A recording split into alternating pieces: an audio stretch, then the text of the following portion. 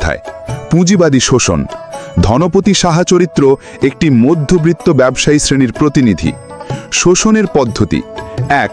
সম্পত্তি কেনা, দরিদ্রদের বাধ্য করে সম্পত্তি বিক্রি করতে। 2. মনোবৈজ্ঞানিক চাপ, প্রলোভন ও হুমকির মিশ্রণ। 3.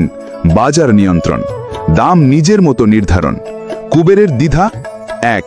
আবেগ, নৌকার সাথে জীবনভর সম্পর্ক। 2. বাস্তবতা, অর্থের প্রয়োজন। 3. আত্মমর্যাদা, নিজের সম্পত্তি হারানোর গ্লানি। মার্ক্সবাদী দৃষ্টিভঙ্গি: উৎপাদনের উপকরণের মালিকানা হারিয়ে প্রলেতারীয় শ্রেণীতে নামা। অষ্টম অধ্যায়, সম্পত্তিহীনতার যন্ত্রণা। নৌকা বিক্রয়, ব্যক্তি সম্পত্তি থেকে সর্বহারায় রূপান্তর। মনোবৈজ্ঞানিক প্রভাব: 1. পরিচয় সংকট, মাঝি পরিচয় হারানো। 2.